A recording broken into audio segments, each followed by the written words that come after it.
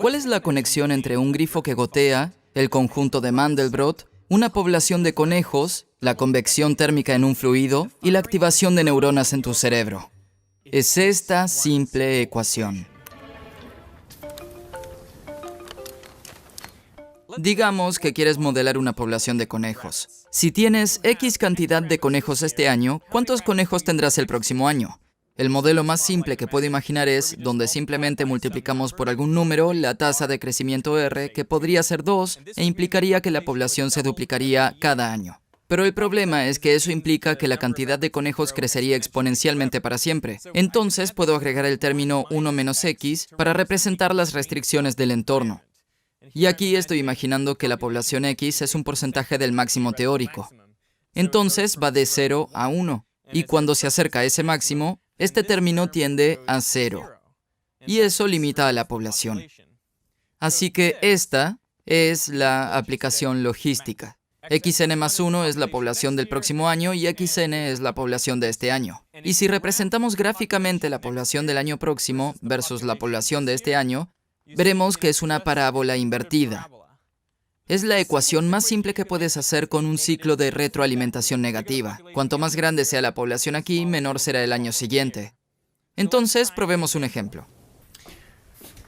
Digamos que estamos tratando con un grupo particularmente activo de conejos. Entonces, R es igual a 2.6 y luego escojamos una población inicial del 40% del máximo. Entonces, 0.4. Y luego multiplico por 1 menos 0.4 y obtenemos 0.624.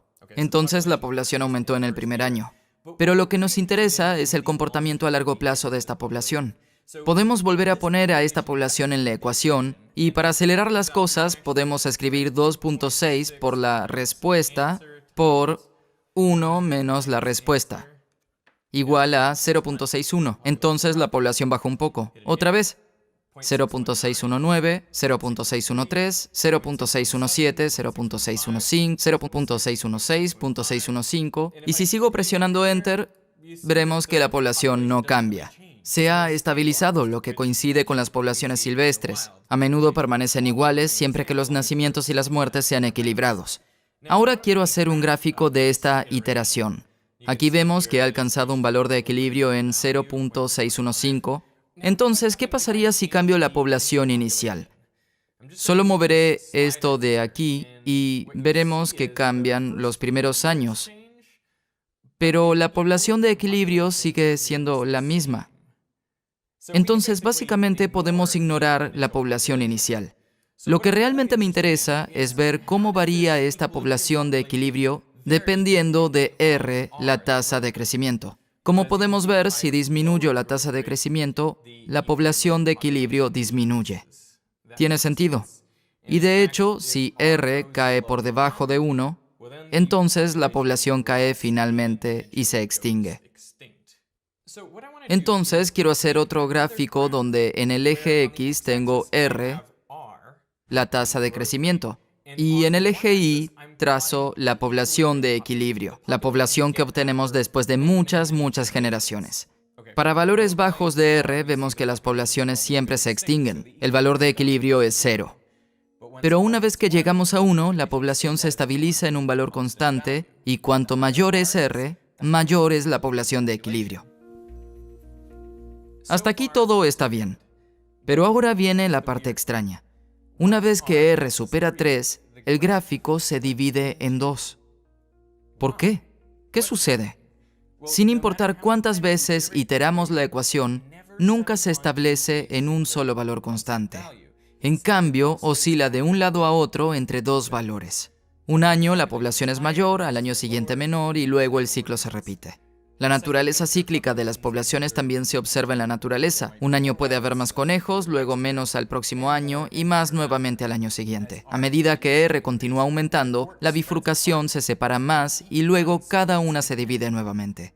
Ahora, en lugar de oscilar entre dos valores, las poblaciones pasan por un ciclo de 4 años antes de repetirse. Dado que la duración del ciclo o periodo se ha duplicado, estos se conocen como bifurcación de periodo doble.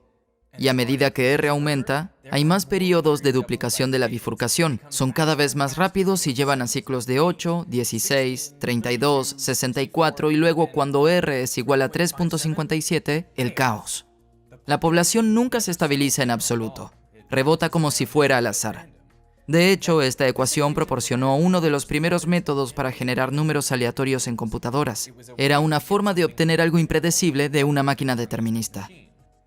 Aquí no hay un patrón, no hay repetición.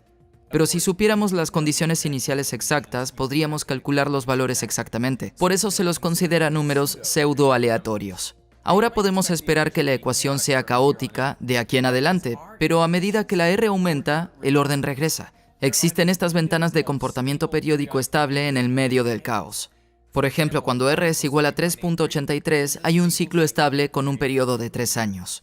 Y a medida que R continúa aumentando, se divide en 6, 12, 24 y así sucesivamente antes de volver al caos. De hecho, esta ecuación contiene periodos de cualquier longitud, 37, 51, 1052, lo que queramos, si solo tenemos el valor correcto de R.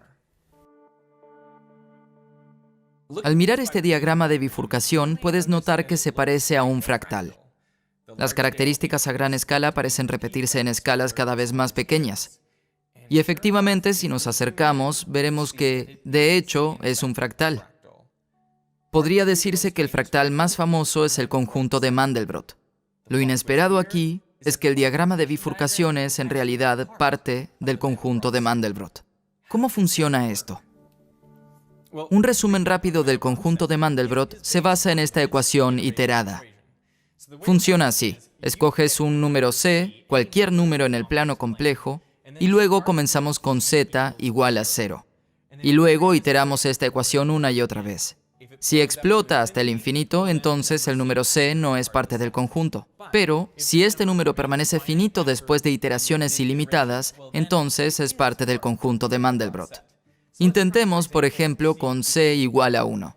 Tenemos 0 al cuadrado más 1 igual a 1. Luego 1 al cuadrado más 1 es igual a 2, 2 al cuadrado más 1 es igual a 5, 5 al cuadrado más 1 es igual a 26, y rápidamente podemos ver que con C igual a 1, esta ecuación va a explotar. Entonces el número 1 no es parte del conjunto de Mandelbrot. ¿Qué pasa con C igual a menos 1?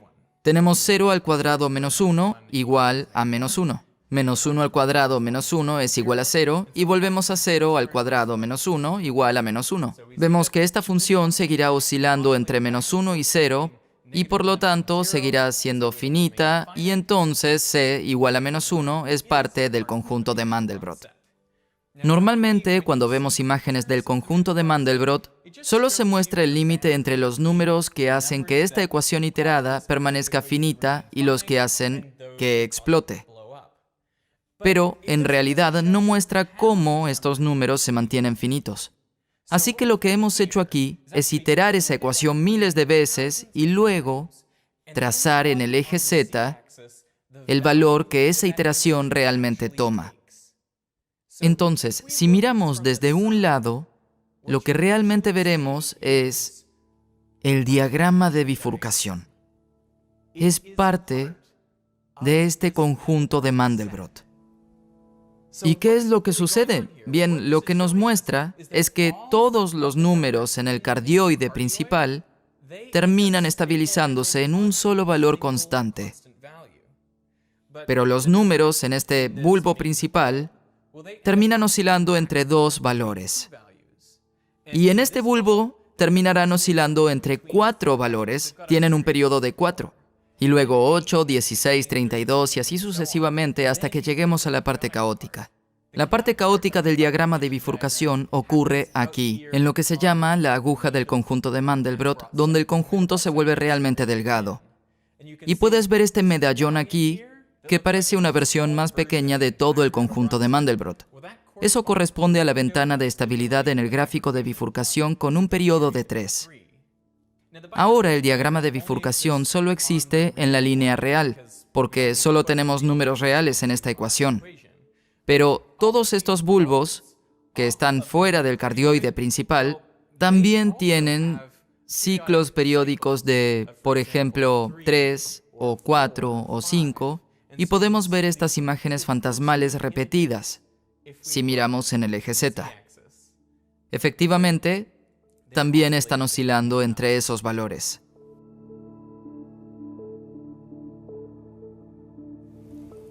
Personalmente, me parece extraordinario y hermoso. Pero si tienes una mentalidad más práctica, puedes preguntarte, ¿esta ecuación realmente modela poblaciones de animales? Y la respuesta es sí, particularmente en el ambiente controlado que los científicos establecieron en los laboratorios. Lo que me parece aún más sorprendente es cómo esta simple ecuación se aplica a una amplia gama de áreas de la ciencia sin relación entre sí. La primera confirmación experimental importante vino del estudioso de fluidos dinámicos Liv Shaver. Creó una pequeña caja rectangular con mercurio adentro y usó un pequeño gradiente de temperatura para inducir la convección. Solo 2 cilindros de fluido con rotación invertida dentro de una caja. No entraba nada más dentro de ella. Y por supuesto no podía mirar y ver qué estaba haciendo el fluido, por lo que midió la temperatura con una sonda en la parte superior. Y lo que vio fue un pico regular, un pico periódico en la temperatura, como cuando la ecuación logística converge en un solo valor. Pero a medida que aumentaba el gradiente de temperatura, se produjo una oscilación en esos cilindros rodantes a la mitad de la frecuencia original. Los picos de temperatura ya no tenían la misma altura. En cambio, iban y venían entre 2 alturas diferentes. Había alcanzado el período 2. Y a medida que continuó aumentando la temperatura, vio que el período se duplicaba nuevamente. Ahora tenía 4 temperaturas diferentes antes de que el ciclo se repitiera. Y luego 8.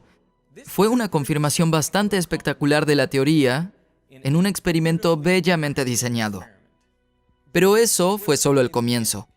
Los científicos han estudiado la respuesta de nuestros ojos y los ojos de las salamandras frente a las luces parpadeantes. Y lo que encuentran es un periodo de duplicación. Una vez que la luz alcanza un cierto índice de parpadeo, nuestros ojos solo responden a un parpadeo de por medio. Es sorprendente en estos documentos ver emerger al diagrama de bifurcación, aunque algo confuso porque proviene de datos del mundo real.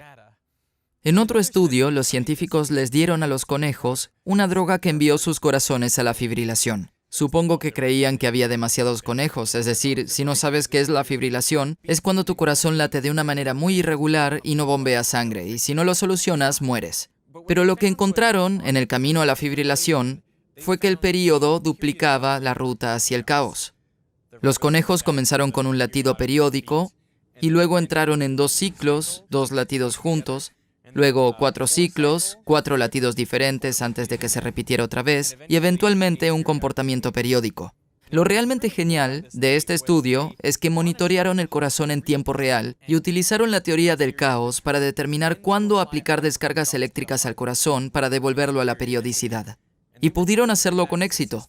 Así que usaron el caos para controlar un corazón y descubrieron una forma más inteligente de administrar descargas eléctricas para que volviera a latir normalmente. Asombroso. Luego está el problema del grifo que gotea.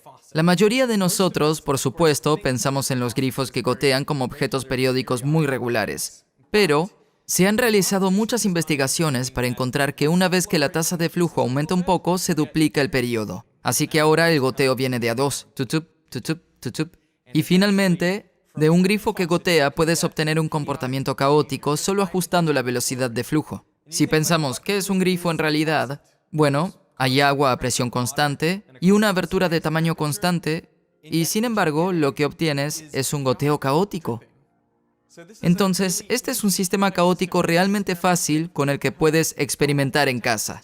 Abre el grifo un poco y mira si puedes obtener un goteo periódico en tu casa. El diagrama de bifurcación aparece en tantos lugares diferentes que comienza a sentirse espeluznante. Y quiero decirte algo que hará que parezca aún más espeluznante. El físico Mitchell Feigenbaum estaba analizando cuándo ocurren las bifurcaciones. Dividió el ancho de cada sección de bifurcación por la siguiente y descubrió que la relación se acercó a este número, 4.669, y ahora se llama la constante de Feigenbaum. Las bifurcaciones son cada vez más rápidas, pero en una proporción que se acerca a este valor fijo. Y nadie sabe de dónde proviene esta constante. No parece estar relacionada con ninguna otra constante física conocida. Entonces, es en sí misma una constante fundamental de la naturaleza. Lo que es aún más loco es que no necesita tener la forma particular de la ecuación que te mostré antes.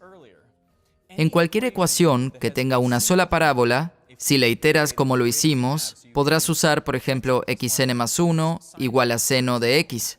Y si la iteramos una y otra vez, también veremos las bifurcaciones. No solo eso, además, la relación de cuando ocurren esas bifurcaciones tendrá la misma escala, 4.669. Cualquier función de parábola iterada nos dará esa constante fundamental. Entonces, ¿por qué sucede? Bueno, se conoce como universalidad, porque parecería haber algo fundamental y muy universal sobre este proceso, este tipo de ecuación y ese valor constante. En 1976, el biólogo Robert May escribió un documento en Nature sobre esta misma ecuación. Generó una revolución y las personas que investigan estos documentos lo han citado miles de veces. Y en el documento indica que deberíamos enseñarles a los estudiantes acerca de esta simple ecuación porque les daría una nueva intuición de las formas en las que las cosas simples, las ecuaciones simples, pueden crear comportamientos muy complejos. Y sigo pensando que hoy realmente no les enseñamos de esta manera. Es decir, enseñamos ecuaciones y resultados simples porque esas son las cosas fáciles de aprender y que tienen sentido. No arrojaremos caos a los estudiantes, aunque tal vez deberíamos lanzarles al menos un poco. Por eso estoy tan entusiasmado con el caos y con esta ecuación. Porque, ¿cómo llegué a tener 37 años sin escuchar acerca de la constante de Feigenbaum? Desde que leí el libro Caos de James Gleick, he querido hacer videos sobre este tema y ahora finalmente lo estoy logrando y espero estar a la altura porque lo encuentro increíblemente fascinante y espero que tú también.